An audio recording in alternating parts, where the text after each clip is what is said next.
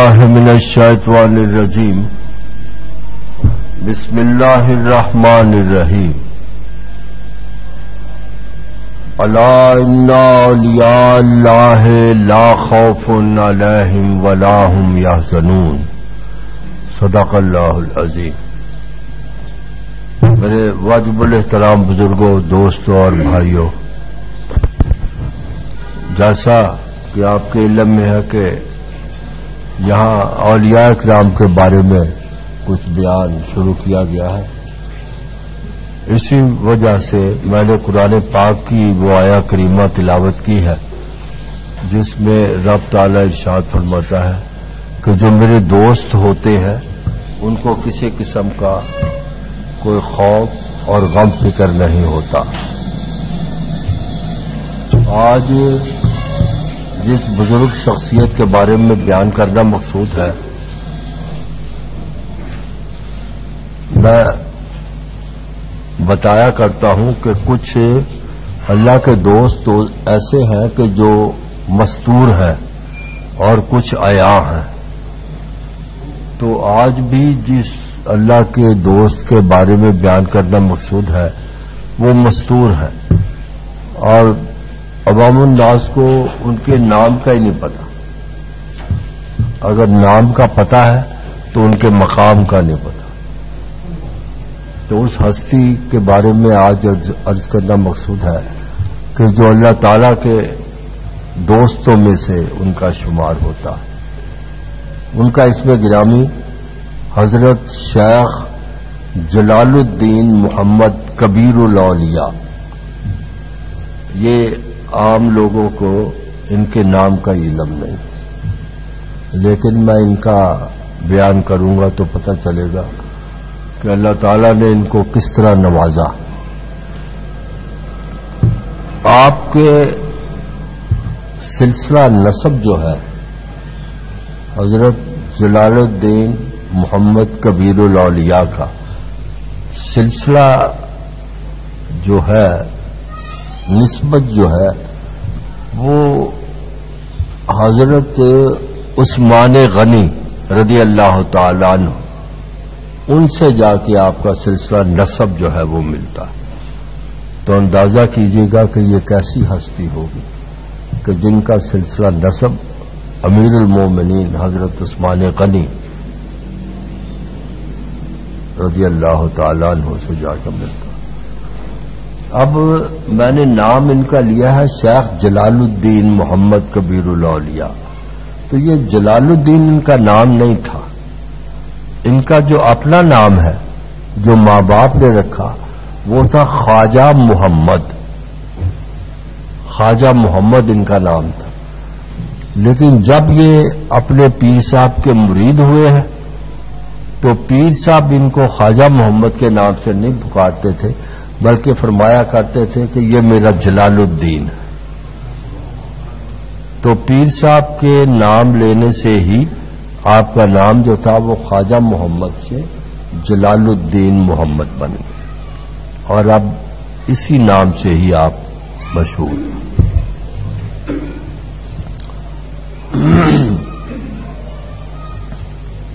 میں ہمیشہ یہ عرض کیا کرتا ہوں کہ جس بچے نے یا بچی نے بڑے ہو کے کچھ نام پیدا کرنا ہے، کچھ بننا ہے، تو وہ بچپن سے ہی اس کے اندر وہ عادات جو ہوتی ہیں اللہ تعالی حلول فرما دیتا۔ ہم تو یہ کہتے ہیں کہ فلاں کو فلاں سے بڑا پیار ہے، بڑی محبت ہے، لیکن ان کے بارے میں میں نے یہ پڑھا کہ جب یہ چھوٹے ہی تھے، بہت چھوٹے بچے تھے، جب کہ بچے باہر گلیوں بازاروں میں کھیلتے ہیں، تو یہ چھوٹے ہونے کے باوجود ان بچوں کے ساتھ کبھی کھیلتے نہیں تھے۔ بچے ان سے پوچھتے، بھئی آپ بھی چھوٹے ہیں، ہمارے ساتھ کھیلتے کیوں نہیں؟ ان سے یہ پوچھتے شیخ جلال الدین محمد سے کہ آپ ہم سے کھیلتے کیوں نہیں؟ تو یہ جواب دیا کرتے کہ مجھ کو دیکھیے، بچپن کی کیفیت دیکھیے اور بچپن کی بات دیکھیے، یہ جواب دیتے اپنے دوستوں کو کہ مجھ کو رب تعالی سے عشق ہے۔ اب بچپن کی عمر دیکھیے اور عشق دیکھیے، کیسا عشق، اور وہ بھی رب سے. تو یہ فرمایا کرتے ہمیشہ کہ مجھے رب سے عشق ہے تو مجھے شرم آتی ہے کہ رب سے میں عشق کروں اور بچوں کے ساتھ کھیلوں، میں نہیں کھیلتا. اب یہ مقام دیکھیے کہ کیسا ہے کہ بچپن میں ہی اللہ تعالیٰ نے ان پر بہت کرم کیا تھا. اور دوسرا مجھے یہ بتانا ہے کہ آپ کے والد صاحب جو تھے، خواجہ محمد کے والد صاحب، ان کا اسم گرامی تھا شیخ محمود، اور وہ پانی پت کے امراء میں سے تھے، بہت پیسے والے تھے، بڑے مالدار تھے ان کے والد گرامی تھے. تو جب بچوں کے ساتھ یہ کھیلنے سے ہٹ گئے تو عام طور پہ گھر میں بیٹھے یا جہاں بھی بیٹھتے تو وہاں آنکھیں بند کر کے رب سے باتیں کرتے رہتے. دیکھیے نا کیسا مقام بن رہا ہے. یہ ہے چھوٹا سا بچہ، ہمارے بھی تو بچے چھوٹے ہیں نا، لیکن ان کو تو کھیلنے سے فرصت نہیں ملتی. اور یہ بھی چھوٹے بچے کہ عشق فرماتے ہیں رب تعالیٰ، باتیں رب تعالیٰ سے کرتے رہتے. اور دوسرا جو خاص بات یہ تھی ان میں کہ یہ جتنے بھی اس وقت پانی پت میں بچے یا بڑے تھے، ان سب میں سے خوبصورت ترین یہی تھے. خواجہ محمد بہت ہی خوبصورت تھے. ایک تو ہوتا نا ضرورت کے مطابق خوبصورت، ایک ضرورت سے زیادہ خوبصورت تھے، بہت ہی بچپن سے ہی، اور جوانی میں بھی یہ خوبصورت ترین تھے. یہ اس دور کی بات ہے، خوبصورت تھے. تو جب ذرا عمر زیادہ ہوئی تو باپ چونکہ امراء میں سے تھے تو آپ اپنے لباس پر جو پہنتے تھے ضرورت سے زیادہ خرچ کرتے تھے، فاخرانہ لباس پہنتے تھے، اور کھانا جو کھاتے تھے کھانا بہت کم کھاتے تھے، لیکن بڑا ٹھوس اور مضبوط اور پیسے والا کھانا وہ کھاتے تھے. تو یہ اب غور کیجئے کہ ان کے یہ بچپن میں ان کی کیفیت یہ تھی. چونکہ امراء میں سے تھے اس لیے خرچ اخراجات زیادہ کرتے تھے. یہ اس دور کی بات ہے ان کی پیدائش کی بھی کہ جب پانی پت میں دو بزرگ ترین شخصیتیں موجود تھیں. ایک کا نام میں نے گزشتہ سے پیوستہ جمعے کو بتایا تھا ذکر، حضرت شمس الدین ترک رحمت اللہ تعالی علیہ، اور دوسرے حضرت بو علی قلندر پانی پتی رحمت اللہ تعالی علیہ. یہ اس دور کی بات ہے جب آپ کی پیدائش ہوئی تھی. تو اب آپ غور کیجئے دوستو کہ ایسی ایسی ہستیاں وہاں موجود ہیں کہ جن سے رب تعالی کے ساتھ جن کا تعلق اور گفتگو ہوا کرتی. تو اس وقت دیکھیے یہ اللہ والے بندے جو ہوتے ہیں نا، یہ چاہے کوئی خوبصورت ہو چاہے کوئی کوجا ہو، یہ رب کی رضا کے لیے اس سے پیار کرتے ہیں. تو حضرت ابو علی قلندر جو تھے پانی پتی رحمت اللہ تعالی علیہ، وہ آپ سے ضرورت سے زیادہ پیار فرماتے، ہر وقت آپ کے سر پر پیار دیتے رہتے، آپ کا لباس دیکھتے، آپ کی خوراک دیکھتے، اور بڑے خوش ہوتے کہ یہ دیکھو یہ بچہ ہے لیکن کیسا خوبصورت لباس پہنتا اور کیسی عمدہ غذا کھاتا. تو یہاں تک میں نے ان کے بارے میں پڑھا کہ حضرت بو علی قلندر پانی پتی رحمت اللہ تعالی علیہ جو ہے وہ بذات خود آپ کے گھر تشریف لاتے اور گھر والوں سے کہتے کہ کہاں ہے وہ خواجہ محمد، اور اس کو پیار دیتے، اس کو تشفی دیتے. تو آخر بو علی قلندر کوئی چھوٹی ہستی تو نہیں نا، آخر انہوں نے دیکھا ہوگا نا کوئی بات ہے اس بچے کے اندر، اس لیے تو وہ گھر پہ پہنچتے تھے. تو اب ایک ایسی ہستی کہ جن کو بو علی قلندر کے نام سے یاد کیا جائے، وہ خود بچے کو پیار دینے کے لیے ان کے گھر پہنچے تو بچے کا مقام کیا ہوگا یہ اندازہ کیجیے. اسی طرح آپ کے والد صاحب کے کھیت بھی تھے، امراء میں سے کھیت بھی تھے، کاروبار بھی تھا. تو ایک دن آپ جلال الدین محمد رحمت اللہ تعالی علیہ اپنے باپ کے کھیتوں پر گئے ہوئے تھے. وہاں جا کے دیکھ بھال کرتے تھے. جب ذرا کچھ بڑے ہوئے کہ حضرت ابو علی قلندر پانی پتی رحمت اللہ تعالی علیہ آپ کے گھر پہنچے تو گھر والوں نے کہا جی وہ تو کھیت پہ گئے ہوئے. تو ابو علی قلندر وہیں جا پہنچے کہ میں نے آج بچے کو پیار نہیں دیا، میں نے تو ان کو پیار دینا اور میرا بڑا جی چاہتا اس کو پیار دینے کو. وہاں پہنچے تو آپ کو پیار دیا. تو خواجہ صاحب نے عرض کی کہ آپ تشریف رکھیں. اب یہ دیکھیے کہ اللہ کے جو بندے ہوتے ہیں، اللہ کے بندے تو سارے ہی ہیں نا، لیکن وہ اللہ کے بندے جن کے ساتھ رب بھی پیار کرتا اور وہ رب سے پیار اور عشق کرتے ہیں، وہ اصل میں بندے ہیں. وہ بیٹھ گئے. انہوں نے کیا کیا کہ اپنی قمیض کی جھولی میں وہاں جو فصل تھی، فصل توڑ کے کچھ دانے گندم کے اپنی جھولی بھر لی. تو حضرت ابو علی قلندر کے پاس آ کے کھڑے ہو گئے. انہیں فرمایا کہ بیٹا یہ کیا ہے؟ عرض کیا کہ یہ دانا ہے جی، آپ کے گھوڑے کے لیے لایا. دانا آپ کے گھوڑے کے لیے لایا ہوں، تو آپ مجھے حکم دے دیں تاکہ میں دانے ان کے آگے کر دوں تو وہ دانا کھا لے.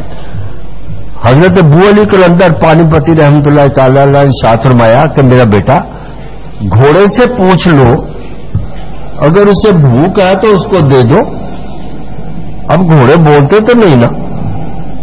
تو یہ اسی طرح اپنی جھولی لے کے گھوڑے کے پاس گئے اور گھوڑے کو جا کے کہا کہ گھوڑے اگر تمہیں بھوک لگی ہے تو یہ میں دانا لایا ہوں، کھا لو. تو یہ حضرت خواجہ محمد فرماتے ہیں کہ میری حیرانگی کی حد نہ رہی جب گھوڑے نے انسانی زبان میں بولنا شروع کر دی. اور گھوڑے نے کہا کہ قلندر جب آپ کے پاس آ رہے تھے گھر سے نکلنے سے پہلے انہوں نے مجھے دانا کھلایا تھا، میرا پیٹ بھرا ہوا ہے، اب مجھے دانے کی ضرورت نہیں. یہ گھوڑا بول رہا. یہ اللہ والے بندوں کی جو چیزیں ہوتی ہیں وہ بولتی ہیں، یہ کوئی مزاج تو نہیں نا. تو بچہ کہتے ہیں کہ میں حیران رہ گیا کہ گھوڑا انسانوں کی طرح بولے. بھائی کیوں نہ بولے؟ وہ کس کا گھوڑا تھا؟ حضرت ابو علی قلندر کا. مزاج تو نہیں نا. اور یہ حضرت ابو علی قلندر رحمت اللہ تعالی علیہ، یہ دیکھیے ان کا مقام بہت بلند و بالا. امیر خسرو کا نام آپ دوستوں نے سنا ہوگا. حضرت خواجہ نظام الدین اولیاء زری زربفت رحمت اللہ تعالی علیہ کے مرید خاص تھے. میں نے ان کے مزار پہ حاضری دی ہے، دلی گیا تھا. حضرت خواجہ نظام الدین اولیاء سے بھی حضرت امیر خسرو کا مزار بھی دیکھا، سب کچھ وہاں میں نے دیکھا. تو وہ ایک دن کاروباری سلسلے میں حضرت امیر خسرو کاروباری سلسلے میں پانی پت گئے. تو وہاں ابو علی قلندر پانی پتی کی خدمت میں بھی پہنچے. تو انہوں نے ارشاد فرمایا ان کو دیکھ کے کہ تم ہیڑی گو تو نہیں ہو. ہیڑی گو کہتے ہیں گانے بجانے والا. خسرو تو نہیں ہو، ہیڑی گو خسرو تو نہیں ہو. کہا ہاں جی وہی ہوں. تو انہوں نے ارشاد فرمایا حضرت ابو علی قلندر پانی پتی رحمت اللہ تعالی علیہ نے کہ رات کو جب اللہ کے محبوب کی کچہری لگتی ہے جہاں تمام فیصلے ہوتے ہیں دنیا میں ہونے والے کاموں کے، تو وہاں ایسی ہستیاں اللہ تعالیٰ کے محبوب کی بارگاہ میں جاتی ہیں کہ جو کم از کم غوث الوقت ہوتے ہیں. تو میں نے تمہارے پیر کو کبھی حضور کی کچہری میں دیکھا نہیں. یہ حضرت ابو علی قلندر پانی پتی رحمت اللہ تعالی علیہ نے فرمایا کہ امیر خسرو کہ میں نے تمہارے پیر کو کہیں حضور کی کچہری میں رات کو کبھی نہیں دیکھا، کیا ان کا یہ مقام نہیں ہے؟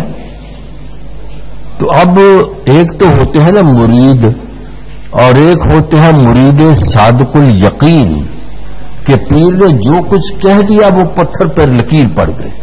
پکی بات, اس میں ٹال مٹول کرنے کی کوئی بات نہیں.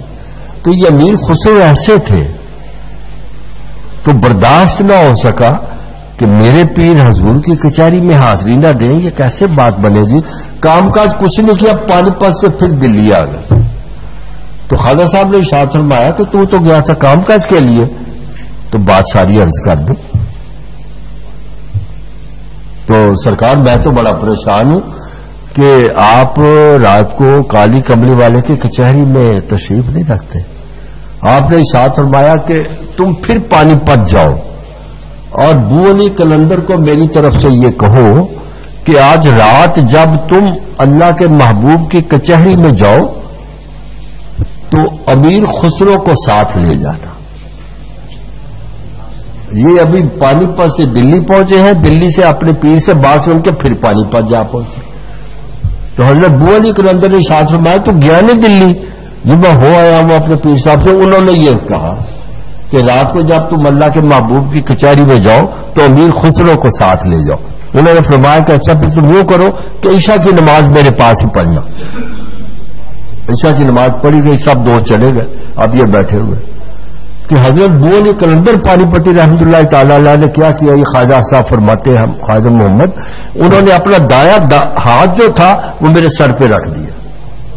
حضرت بو علی کلندر پانی پتی رحمۃ اللہ تعالی علیہ نے میرے سر پہ رکھا تو میں نے دیکھا کہ ایک بہت بڑی حویلی ہے, 3 منزل اس کے, 3 منزلہ حویلی.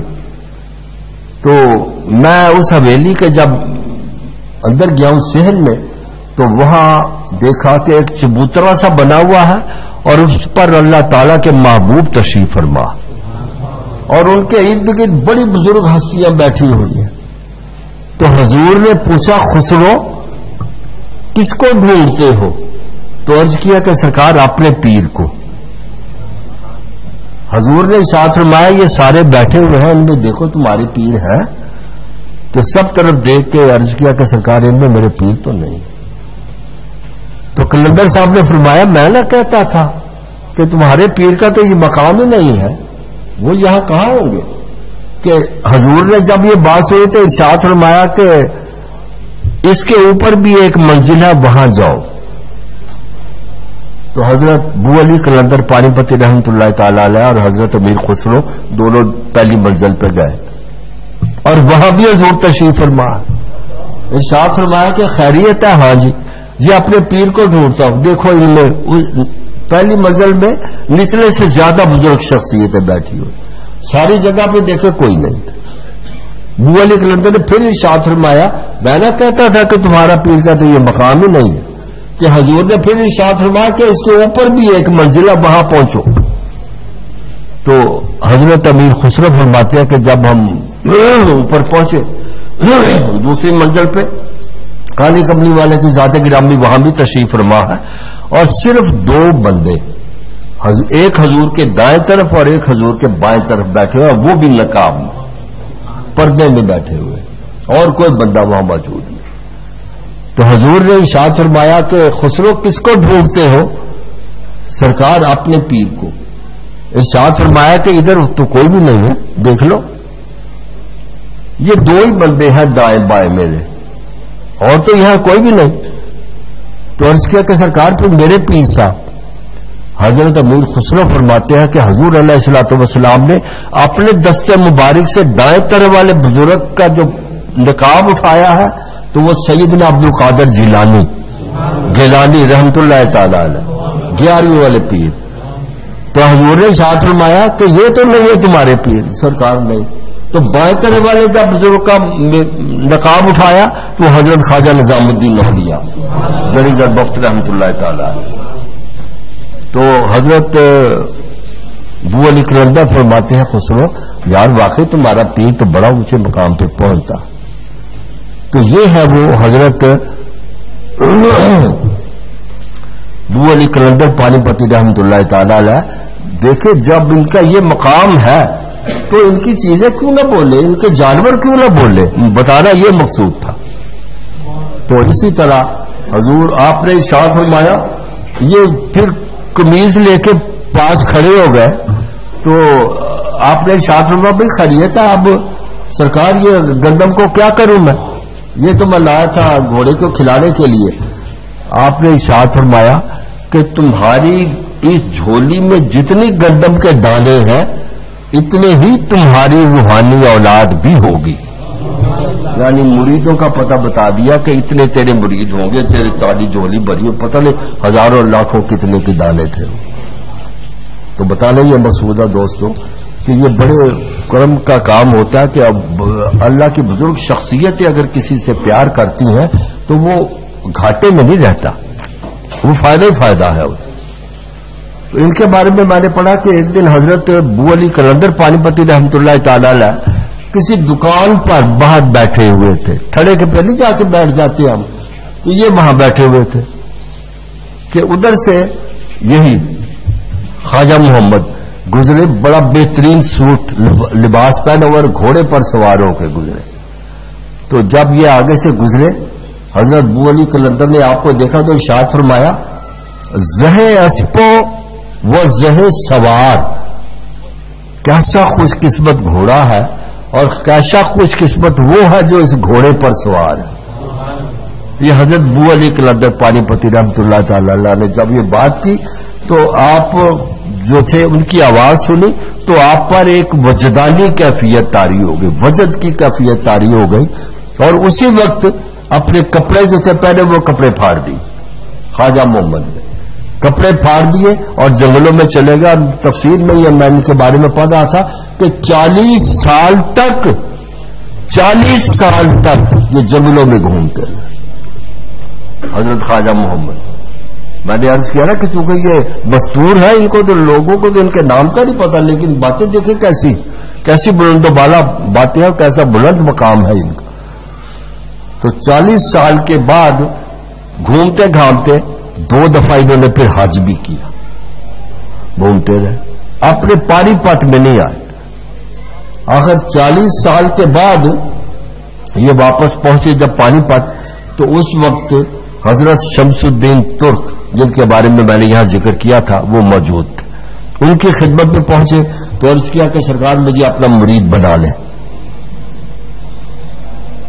آپ نے ارشاد فرمایا کہ نہیں اتنی جلدی نہ کرو، تمہارے مرید پیر آتے ہیں، تمہارے پیر آتے ہیں جن کے ہاتھ پر تم بیعت کرو گے. یہ بات ہو رہی تھی کہ حضرت بو علی قلندر آئے. تو حضرت شمس الدین ترک نے عرض کیا کہ بو علی قلندر کو کہ سرکار اسے اپنا بیٹا بنا لیں. تو ان کے کہنے پہ حضرت بو علی قلندر جو تھے انہوں نے ان کو اپنا مرید بنایا.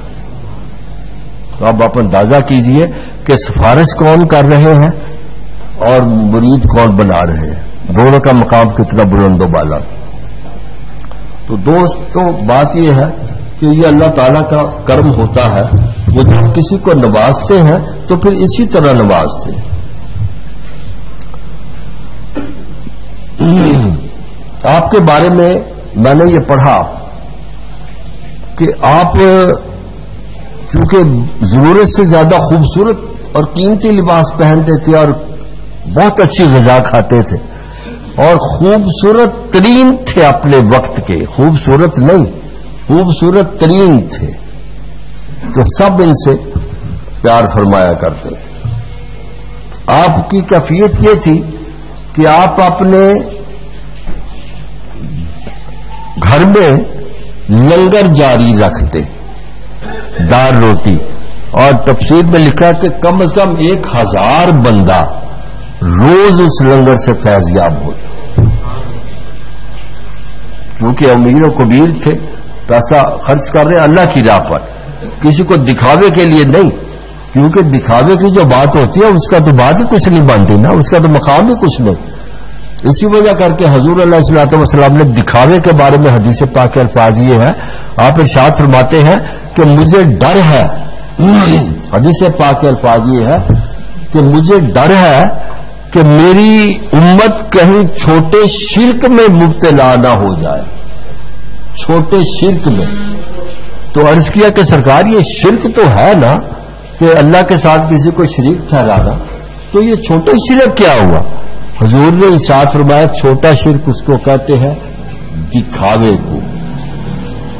کسی کو دکھا کے کام کرنا کہ میں یہ کر رہا ہوں، دیکھو میں کتنا پیسہ خرچ کرتا ہوں، حضور نے دکھاوے کو، ریاکاری کو چھوٹا شرک فرمایا۔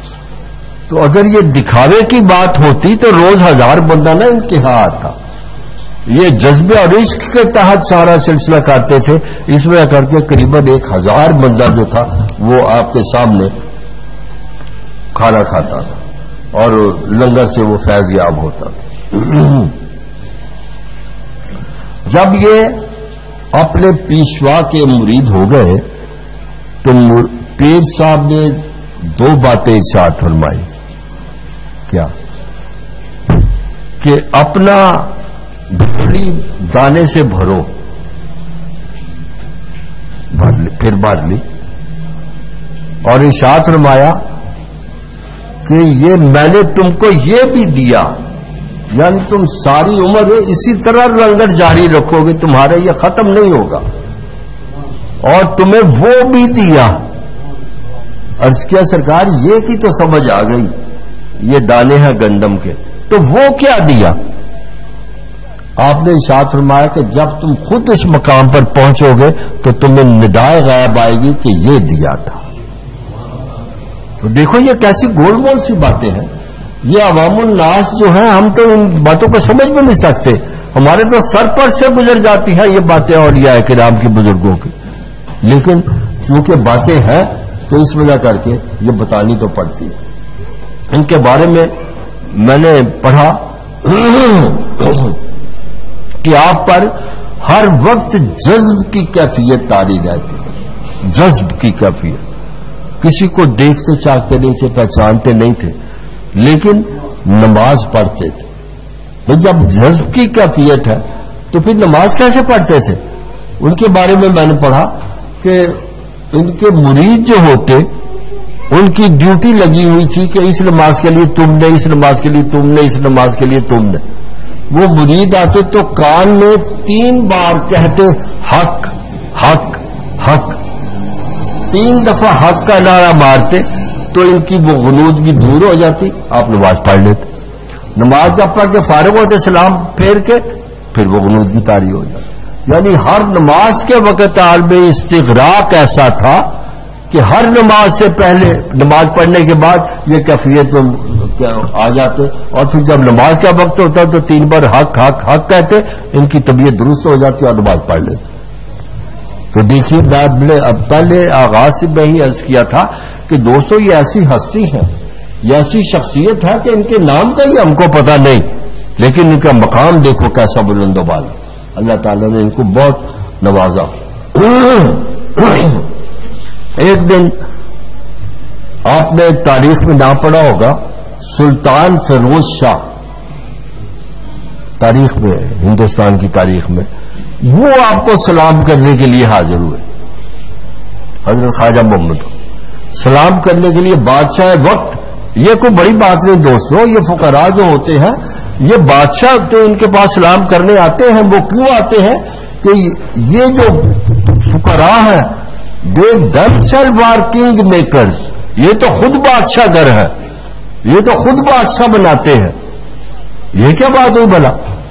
یہ دیکھیے کیسے بادشاہ بناتے ہیں کہ حضرت ابو علی کلندر پانی پتی رحمۃ اللہ تعالی علیہ نے اپنے ایک مرید کو ارشاد فرمایا، بھائی میاں یہ پیسے لو اور بازار سے فلاں چیز لے کے آ جاؤ۔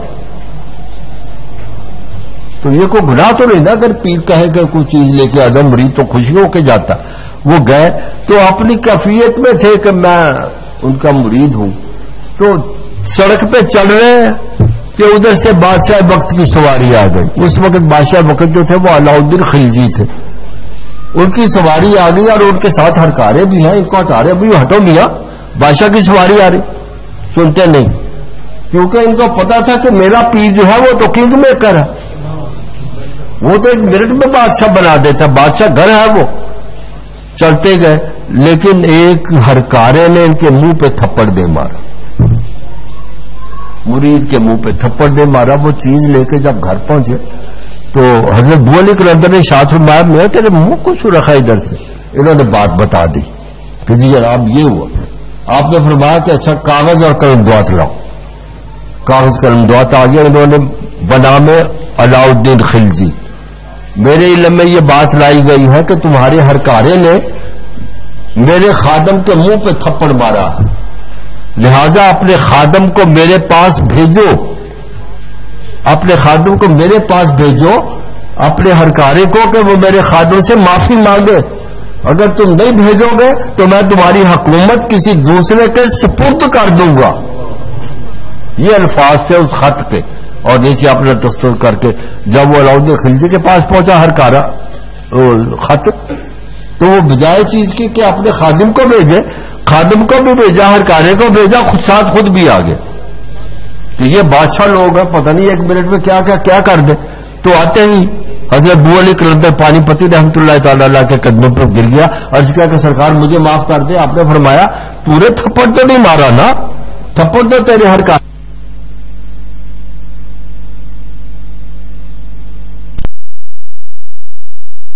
آپ کی خدمت میں حاضر ہوا. انہوں نے آ کے عرض کی، سلام دعا کے بعد عرض کیا کہ یا شیخ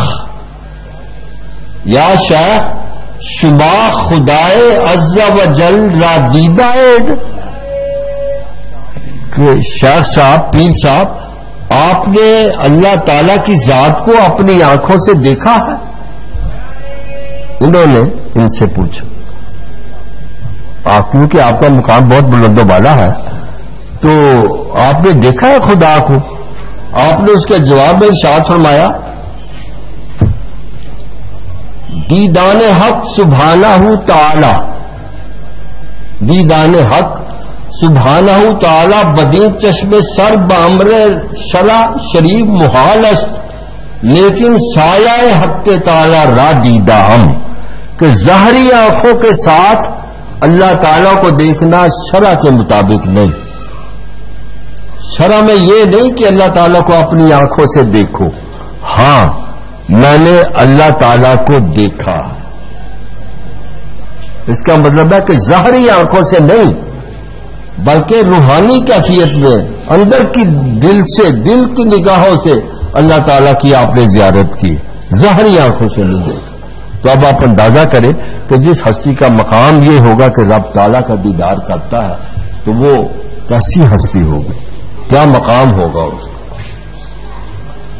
آپ میں یہاں عرض کیا کرتا ہوں نا کہ بعض اللہ کی برگزیدہ ہستیاں ایسی ہیں جو وہ دنیا میں ایک ہوتی ہے، جو غوث الوقت کہلواتے ہیں. ان کا دیکھیے جو اولیاء کرام جو ہوتے ہیں نا، جب وہ ولایت کے مقام پہ پہنچتے ہیں تو ان کی اسپرچل جورسڈکشن جو ہوتی ہے، روحانی حدود جو ہوتی ہے، وہ مقرر ہوتی ہے کہ اتنی حدود تک وہ سب کچھ دیکھ بھال کرتے ہیں. ولی سے اوپر ابدال کی حدود اور بڑھ گئی، اور تاج کی اور بڑھ گئی، نجیب کی اور بڑھ گئی، نقبہ کی اور بڑھ گئی، کتب کی اور بڑھ گئی. اور یہ جو غوث الوقت ہوتے ہیں ان کی پوری روئے زمین اور سیارے بھی، ان کی روحانی حدود یہ ہوتی ہے. اور یہ ان کو کہیں جانا ہو تو یہ تو نہیں کرتے کہ لاریوں پہ بیٹھے، گاڑیوں پہ بیٹھے، یہ تو ایک پلک جھپکتے ان میں وہاں پہنچ جاتے ہیں، کیونکہ ان کا اپنی حکومت ہے نا وہ. تو ان کے بارے میں ایک بزرگ گزرے ہیں پانی پت میں، جن کا دلی میں، جن کا اس میں گرامی تھا حضرت مخدوم جہانیہ جہاں گشت رحمت اللہ تعالی علیہ. وہ بیمار ہو گئے. اب آپ دیکھیں یہ بندے کیسے کرتے ہیں باتیں، کیسے عمل کرتے ہیں. وہ بیمار ہو گئے تو ان کو روحانی طور پہ پتا چلا کہ وہ بیمار ہو گئے ہیں، تو ان کا یہ آخری وقت محسوس ہوتا. تو یہ روحانی طور پہ وہاں جا پہنچے پانی پت سے دلی، تو دیکھا کہ وہ واقعی قریب المرگ ہے.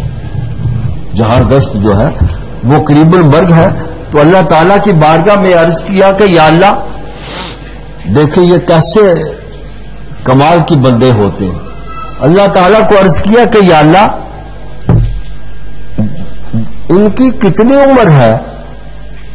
ندائے غائب آئی کہ یہ فوت ہونے والا ہے. یہ دیکھو قربانیاں کیسے دیتے ہیں. یا اللہ میری عمر کچھ لمبی ہے آواز آئی میں دائر ہے بھائی ہے، یا اللہ میری عمر میں سے 3 سال اس کو دے دو، میری عمر کے 3 سال کم کر دو اور 3 سال جہانگشت کو دے دو. یہ اللہ تعالیٰ نے فرمایا منظور. ان کی 3 سال کی عمر کم ہو گئی، ان کی 3 سال کی عمر بڑھ گئی اور وہ تندرست ہو کے بیٹھ گیا، 3 سال تک زندہ رہے.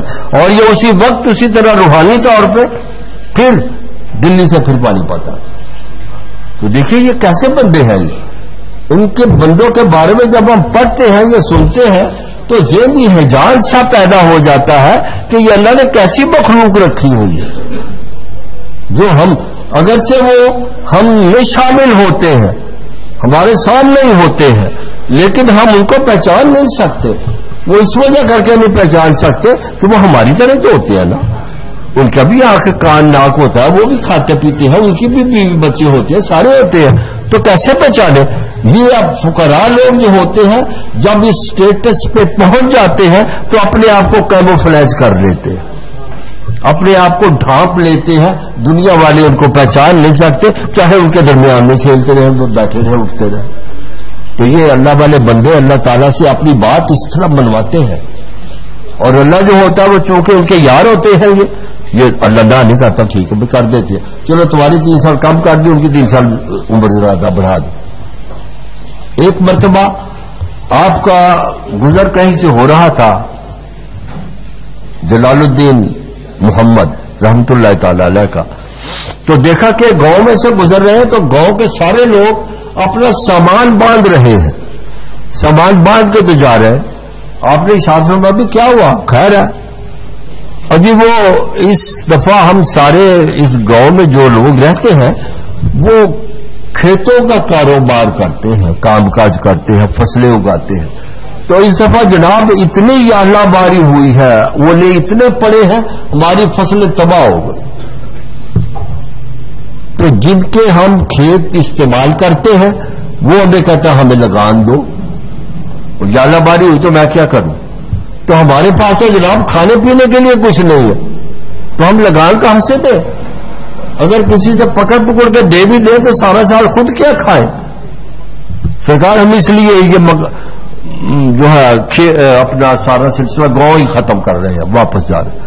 آپ نے شاہ فرمایا نہیں یار تم اس طرح کرو، کیوں جاتے ہو؟ اپنے گھروں میں رہو نا، گھروں سے نکلنا کوئی اچھی بات نہیں. تو سرکار ان کو لگان کون دے گا؟ آپ نے فرمایا نہ دیتا ہوں. یہ کیا بات ہے؟ میں لگان دے دیتا ہوں. کتنا ہے؟ یہ اتنے. آپ نے فرمایا تم یوں کرو کہ جتنا بھی تم سے لوہا ہو سکتا ہے، لوہے کے ٹکڑے سکریپس، وہ میرے پاس لوہے کے ٹکڑے لے آؤ. لوہے کے ٹکڑے کا اتنا بار لگ گیا. آپ نے ارشاد فرمایا کہ اب اس پر لکڑیاں ڈالو، لکڑی ڈال کو اس کو آگ لگا دو. یہ فرما کے چلے گئے اور فرمایا کہ یہ رات کا وقت ہے نا، تو رات کو نا اس کو دیکھنا کیا ہوا، صبح اٹھ کے اس کو دیکھنا کیا بن گیا. تو آپ چلے گئے. جب آپ چلے گئے تو دن نکلا، لوگوں نے فجر کی نماز پڑھی، تو جب اس پہ آ کے دیکھتے ہیں وہ جو لوہے کے ٹکڑے جلے ہوئے پڑے تھے وہ لوہا نہیں تھا، وہ خالص قسم کا سونا تھا، سونا ہی سونا تھا. اب یہ جادو تو نہیں نا؟ ہم یہ کہیں کہ جی فقراء لوگ جادو کرتے ہیں، کہاں جادو کرتے ہیں؟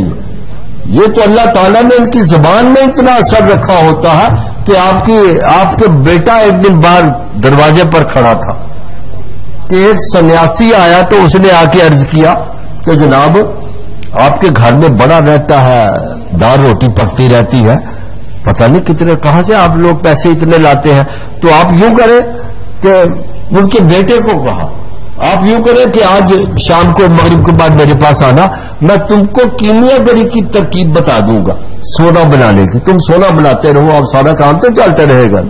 انہوں نے کہا کہ میں اپنے باپ سے مل لوں، باپ کو میں پوچھ لوں، اگر وہ کہیں گے تو ٹھیک ہے میں سیکھ لوں گا. آپ خواجہ محمد کے پاس گئے تو عرض کیا ابا جی وہ سنیاسی نے مجھے یہ کہا. آپ نے ساتھ فرمایا یار وہ کیا کہتا تھا جی؟ وہ یہ کہتا تھا کہ میں سنیاسی ہوں تو سونا بنانے کی ترکیب بتاتا ہوں. آپ نے ساتھ فرمایا یار مجھے کھانسی ہو رہی ہے.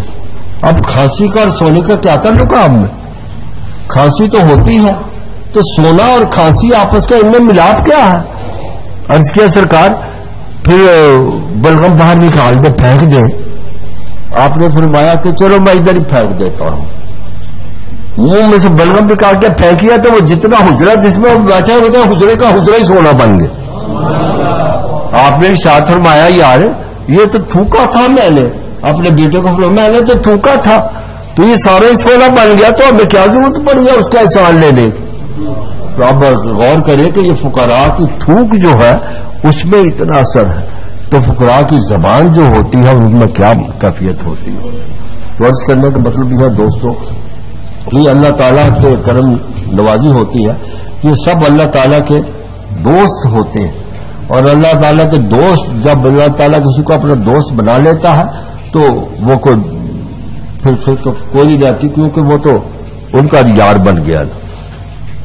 ایک دن یہ حضرت خواجہ محمد دریا پر پہنچے تو دیکھا کہ دریا کے کنارے پہ ایک جوگی آنکھیں بند کر کے بیٹھا ہوا. جوگی ہے لیکن آنکھیں بند کی ہوئی. تو آپ نے اس نے دیکھ کے اس نے اپنی آنکھیں کھولی. اس لیے کہتے ہیں نا کہ انسان کی آنکھ دیکھنے کی اور ہوتی ہے اور محسوس کرنے کی اور ہوتی. اس کو کیا پتا یہ کون سا ہے, وہ تو جوگی تھا ہندو. تو اس نے آنکھ کھول کے تو ان کو یہ فقیر سے بنے ہوئے تھے, ان کو ایک پتھر دیا کہ یہ پتھر ہے, اس کو پارس پتھر کہتے ہیں, جس کے ساتھ رگڑو گے وہ چیز ساری سونا بن جائے. آپ نے فرمایا یار مجھے اس کی کیا ضرورت ہے, مجھے نہیں چاہیے. نہیں آپ لے لیں, آپ کے کام آ جائے گا. آپ نے اس کے سامنے وہ پتھر جو تھا وہ دریا میں پھینک دی. تو جوگی بڑا ناراض ہوا کہ دیکھو کمال ہے, یہ کسی کو دیا نہیں, آپ کو دیا غریب سمجھ کے, تو آپ نے اس کو لیا ہی نہیں, سونا بنا لیتے آپ. آپ نے فرمایا کہ یار وہ مجھے سونے کی ضرورت نہیں. اچھا یار وہ مجھے تیرنا نہیں آتا. فرماتے مجھے تیرنا نہیں آتا, تمہیں تو آتا ہوگا, تم ذرا دریا میں اتر کے وہ پتھر نکال لو. تو وہ جوگی کہتا میں جب دریا میں اترا ہوں میں نے ڈبکی ماری ہے تو میں نے اس قسم کے ہزاروں ہی پارس دیکھے, پارس پتھر دیکھے دریا کے اندر. تو اپنا پتھر تو اٹھا لیا, ایک دوسرا پارس پتھر بھی اٹھا لیا. تو جب باہر نکلا وہ پارس پتھر چھپا لیا جوگی نے. آپ نے ارشاد فرمایا کہ میں نے تو تجھ کو کہا تھا کہ اپنا پارس پتھر لانا, تو دوسرا بھی لا کے لے آئے اور چھپا لیا, اس کو نکالو باہر. وہ کہنے لگا کمال کا بندہ ہے, یہ تو اندر باہر کی باتیں جانتا ہے. اور وہ یہ ان کی کرامت دیکھ کے وہ جوگی جو تھا ہندو وہ مسلمان ہو گیا, اور آپ کا ہی وہ مرید ہو گیا. ورز کرنے کا مطلب ہے دوستو یہ اللہ تعالیٰ کی بزرگ شخصیتیں جو ہوتی ہیں, اللہ تعالیٰ کے مقربین جو ہوتے ہیں, قدرت نے ان کو ایسا بلند و بھالا مقام عطا فرمایا ہوتا ہے کہ ہمارے ذہن سے بھی اوپر کی بات ہوتی ہے. ہم سوچنا تو بڑی بات ہے, ہم تصور بھی نہیں کر سکتے ان کے بارے میں.